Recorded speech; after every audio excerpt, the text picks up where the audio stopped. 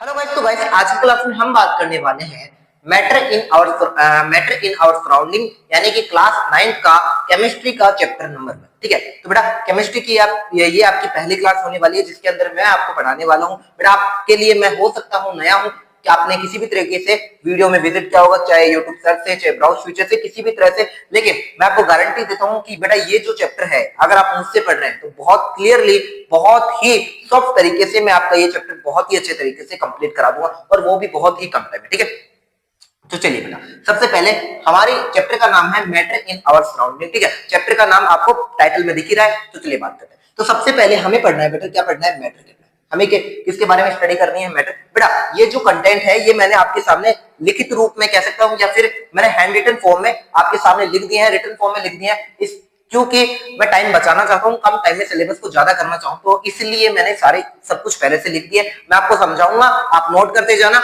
और समझते जाना। ओके, ठीक। सबसे पहले समझिएगा, उसके बाद में नोट कीजिएगा। ओके, ठीक है। सबसे पहले स्टार्ट करते हैं matter. What is the matter? Matter क्या होता है सर? ठीक है, द मैटर इज डिफाइंड, यानी कि मैटर को हम डिफाइन कर सकते हैं, मैटर को हम समझा सकते हैं, मैटर को हम बता सकते हैं किस तरह से?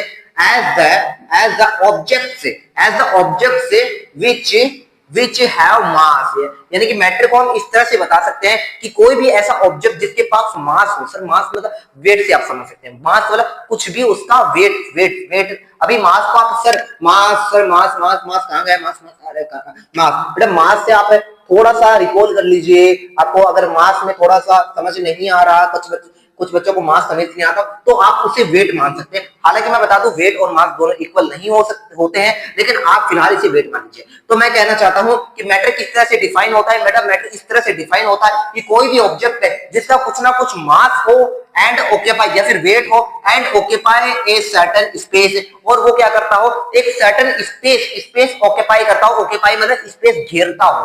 तो मैटर की डेफिनेशन क्या होगी बेटा? मैटर होगा कि the matter is defined as the object which have mass and occupy a certain space, यानी कि मैटर वो ऑब्जेक्ट है जिसके पास कुछ ना कुछ मास है और कुछ ना कुछ स्पेस ऑक्यूपाई करता है, उसे हम क्या कहेंगे? मैटर कहेंगे। बहुत अच्छे से सर, बहुत अच्छे से हमें समझ में आ चुका है सर। अब आप क्या कीजिए, आप हमें एग्जांपल लिखा दीजिए ताकि हम थोड़ा सा समझ सके। ओके बेटा, मैं आपको एग्जांपल लिखा देता हूं। तो बेटा मैटर कुछ भी हो सकता है बेटा, जैसे कि बुक हो गई। हाँ सर, बुक भी एक तरह का क्या होता है? मैटर होता है। बेटा पेन हो गया सर, पेन भी क्या होता है? एक तरह का मैटर होता है। बहुत कुछ, सब जो भी आपके दिमाग में आ रहा है ना, टेबल, पेन, फैन, ठीक है, फैन, ये सब क्या होते हैं बेटा? एटसेट्रा एटसेट्रा, ये सब क्या होते हैं बेटा? एक तरह के मैटर ही होते हैं बेटा। क्या होते हैं? मैटर होते हैं, याद रखो। ठीक है, तो मैटर क्या होता है? वापस बता रहा हूं, मैटर ऐसी कोई भी चीज जिसका कुछ ना कुछ मास हो और दूसरा उसका कुछ मतलब वो एक एरिया ऑक्यूपाई करना चाहिए, मतलब कुछ ना कुछ स्पेस ऑक्यूपाई करना चाहिए, उसे हम क्या कहेंगे बेटा? मैटर कहेंगे। सर यहां तक हमें समझ में आ चुका है। फिर बेटा अब हम पढ़ेंगे फिजिकल नेचर ऑफ मैटर, यानी कि जो मैटर है, मैटर की हम फिजिकल मैटर की बात करेंगे, सॉरी फिजिकल नेचर की हम बात, मैटर के हम फिजिकल नेचर की बात करेंगे कि मैटर का फिजिकल नेचर किस तरह से होता है। चलिए बात करते हैं। ठीक है, सबसे पहले the matter is made up of millions of tiny particles, यानी कि जो मैटर है वो मेड बना होता है मिलियंस ऑफ टाइनी पार्टिकल्स। मतलब कि जैसे एग्जांपल, जैसे कि बेटा ये आपकी बुक है, ये आपकी बुक है, कोई भी आपकी बुक है, ठीक है, तो ये आपकी बुक है, मैं आपको बुक बना रहा हूँ। सर जी क्या बना रहे हो आप? क्या बना रहे हो आप? हाँ बेटा ये मैं आपकी बुक बना रहा हूँ। क्या बना रहा हूँ? बुक बना रहा हूँ। सर ये बुक है? हाँ बेटा ये आपकी बुक है। ओके सर, सर समझ में आ गया। बेटा ये जो बुक है, मैं कह रहा हूँ कि ये मतलब ये लाइन क्या कर रही है? ये लाइन करिए कि ये जो बुक है बहुत सारे छोटे छोटे particles, tiny particles, tiny particles का मतलब होता है बहुत छोटे छोटे पार्टिकल्स से मिलकर बनी होती है। मतलब ये छोटे छोटे पार्टिकल से मिलकर बनी होती है। तो ये बुक है बहुत छोटे छोटे पार्टिकल से मिलकर बनी होती है। ठीक है, तो ये कहना चाहता है, और वो पार्टिकल्स की संख्या मिलियंस में हो सकती है। पार्टिकल्स की संख्या कितनी में हो सकता है? मिलियंस में हो सकती है। ठीक है बेटा, ओके ठीक है, फैन नहीं चल रहा तो गर्मी आने लगी यहाँ तो। ठीक है, चले आगे बात करें। The particle of one type of matter is different from the particle of another type of matter. अब ये क्या कर बेटे, ये कहना चाहता है कि सर ये तो आपने book Lee.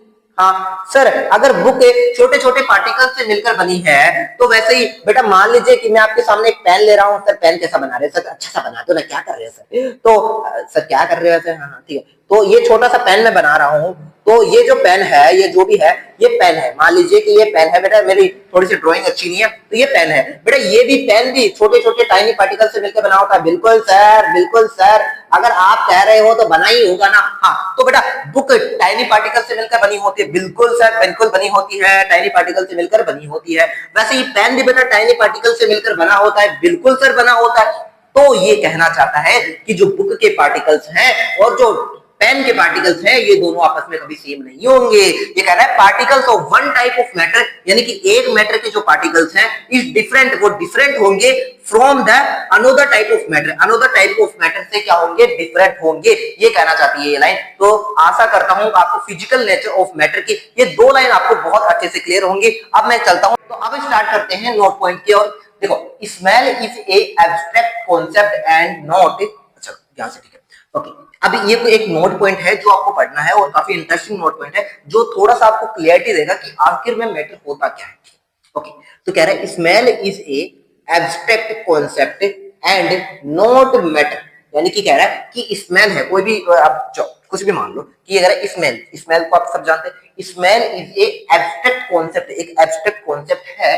And abstract concept आशा करता हूं आप इंग्लिश में पढ़ चुके होंगे। जो भी स्मेल लाइक चीजें होती हैं उन्हें एब्स्ट्रैक्ट कॉन्सेप्ट में लिया जाता है, जिन्हें एक तरह से हम टच नहीं कर सकते, ओनली कैन फील कर सकते हैं, फील कर सकते हैं, ठीक है। तो smell is a abstract concept and not matter. तो स्मेल क्या होती है, एक मैटर नहीं होती, ठीक है सर, हमें समझ में आएगा कि स्मेल मैटर नहीं होती, ठीक है। But okay, but smell of any substance है, लेकिन बेटा किसी भी सब्सटेंस की स्मेल, जैसे कि आपने कई बार सर, ये कई बार कुछ आप पका रहे हैं बहुत बढ़िया सा, मान लिया आपके घर में आपकी माताश्री हैं और ये माताश्री बेटा माताश्री बहुत अच्छा अच्छा पकवान बना रही हैं। सर ये क्या है, पकवान है बेटा, ये क्या है, पकवान है। तो बहुत मतलब स्पेशल डिश बना रही हैं आपके लिए, तो ये जो पकवान है, इस पकवान की सर स्मेल ही आएगी, और स्मेलिंग कहां तक पहुंचेगी, ये हमारे छोटू मोटू लल्लू पंजू तक पहुंचेगी। हाँ, और ये खुश के आय हाय, ये खुशी के मारे इसकी मुस्कान देखो। तो ये जो स्मेल है, देखो ये smell,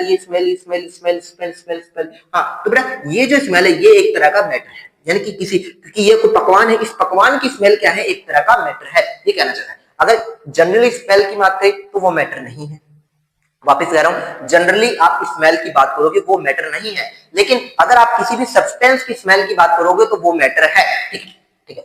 substance matter as it is gaseous form, because क्यों होता है ऐसा बेटा, क्योंकि जो सब्सटेंस की जो स्मेल है वो गैसियस फॉर्म में होती है। बेटा ये स्मेल किसमें है बेटा, गैसियस फॉर्म में है, किसमें है, गैसियस फॉर्म में, इसी के कारण, ठीक है, गैसियस फॉर्म में है।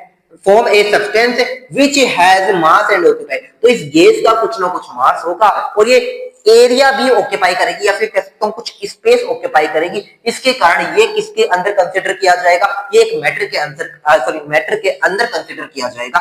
तो अब आपको आशा करता हूं आपको समझ में आ चुका होगा कि अगर हम जनरली स्मेल की बात करें तो वो मैटर है, नहीं है सर, बिल्कुल भी मैटर नहीं है। लेकिन अगर हम किसी सब्सटेंस की स्मेल की बात करें तो बिल्कुल हाँ बेटा वो एक मैटर है। तो बहुत अच्छा कॉन्सेप्ट है, प्लीज नोट कीजिएगा, बहुत इंपॉर्टेंट कॉन्सेप्ट है। Okay, characteristics of particles of matter, ठीक है, यानी कि पार्टिकल्स, जो मैटर के जो पार्टिकल्स होते हैं उनकी कैरेक्टरिस्टिक्स की हम बात करने वाले हैं कि किस तरह से उनका फिनोमेनन होता है। चलो सारी बात करेंगे, ओके ठीक है।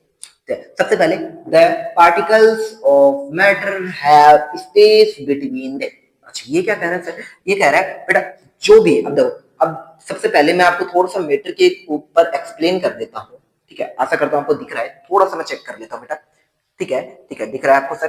बेटा जो मैटर होता है इनको जनरली हम 3 कैटेगरीज में डिवाइड करते हैं, जनरली, ठीक है, वैसे तो बहुत सारी कैटेगरीज होती हैं लेकिन अभी जनरली में 3 कैटेगरीज में, और वैसे ये फिजिकल क्लासिफिकेशन ऑफ मैटर, ठीक है, अगर आप क्लास 11th में जाके पढ़ेंगे तो, ठीक है। फिलहाल हम मैटर को 3 तरह से क्लासिफाई करते हैं। सबसे पहला सॉलिड होता है बेटा, सॉलिड होता है, फिर होता है बेटा लिक्विड होता है, LIQUID, और फिर होता है बेटा गैस होता है बेटा। तो हम जनरली इन मैटर को 3 तरह से क्लासिफाई करते हैं। तो मैं ये बताना चाहता हूं कि जो सॉलिड होता है अगर हम उसे कंटेनर में डालें तो बेटा सॉलिड पार्टिकल से मिलकर, और इनके जो पार्टिकल्स के बीच स्पेस होता है वो बहुत ही कम होता है, पार्टिकल्स के बीच स्पेस क्या होता है, बहुत ही कम होता है, ठीक है। और बेटा जो लिक्विड होता है इसके जो पार्टिकल्स के बीच है वो स्पेस क्या होता है, बहुत ठोस से जो सॉलिड होता है उससे थोड़ा ज्यादा होता है, ठीक है। तो ये कुछ होता है, मतलब थोड़ा बहुत होता है।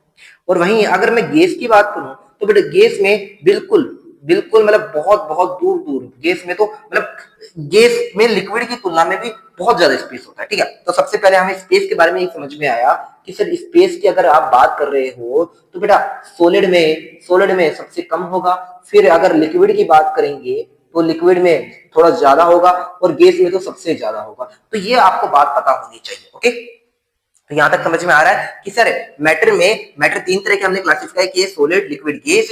सॉलिड में स्पेस बहुत कम होता है तो यहाँ स्पेस कम है, लिक्विड में थोड़ा ज्यादा होता है, गैस में तो और भी ज्यादा होता है। ठीक है, तो ये कहानी क्या कर रही है कि the particles of matter have space between them, यानी कि जो पार्टिकल्स के मैटर है उनके बीच में स्पेस होता है। ठीक है, और मैंने आपको अच्छी तरह से एक्सप्लेन कर दिया कि किसमें कितना स्पेस होता है। ओके सर, हमें बिल्कुल समझ में आ गया बेटा, नोट कर लेना। ओके ठीक है, मैं बता रहा हूँ। ओके ओके चलो ठीक है। अब ये सेकंड लाइन क्या कह रही है बेटा, सेकंड लाइन कह रही है फॉर एग्जांपल, मतलब एग्जांपल के through the formation of the sugar solution, जब हम शुगर सॉल्यूशन बनाते हैं, मतलब नींबू पानी बनाते हैं ना, नींबू वाले शुगर सॉल्यूशन उसको कह रहा है।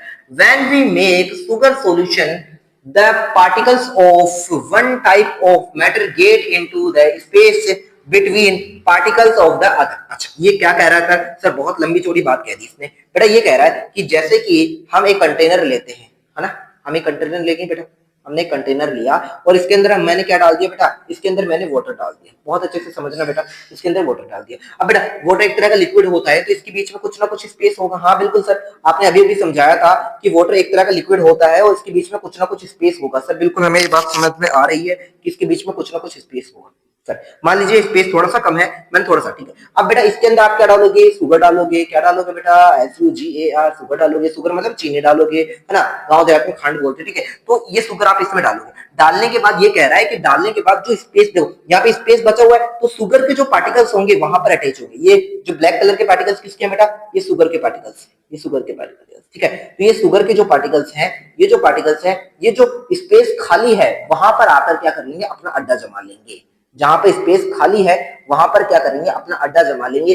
तो यही वाली तो लाइन कह रही है कि फॉर एग्जांपल द फॉर्मेशन, जब हम शुगर सॉल्यूशन बनाते हैं, when we make sugar solution, जब हम शुगर सॉल्यूशन बनाते हैं, the particles of one type of matter get into the space, यानी कि एक टाइप का जो मैटर है, particles of one type of matter, यानी शुगर के जो पार्टिकल्स हैं, इनटू द स्पेस बिटवीन, वो चले जाते हैं स्पेस में, किसके स्पेस है, particles between particles of other, यानी कि दूसरा जो मैटर है उसके जो पार्टिकल्स है उनके बीच में कहीं ना कहीं चले जाते हैं। This shows that there is enough space between particles of matter, यानी कि ये बता रहा है कि देयर इज इनफ स्पेस आना चाहिए। ठीक है, देयर इज इनफ स्पेस। ठीक है, there is enough space between particles of matter, यानी पार्टिकल्स ऑफ मैटर के बीच में एक इनफ स्पेस पाया जाता है, एक इनफ स्पेस पाया जाता है जहां पर ये शुगर के पार्टिकल्स क्या कर सकते हैं, अपनी जगह बना सकते हैं। ओके बेटा, तो यहां तक आपको ये कॉन्सेप्ट समझ में आ चुका होगा, तो अच्छे से इसको क्या कर लीजिए बेटा, एक बार नोट कर लीजिए। ओके।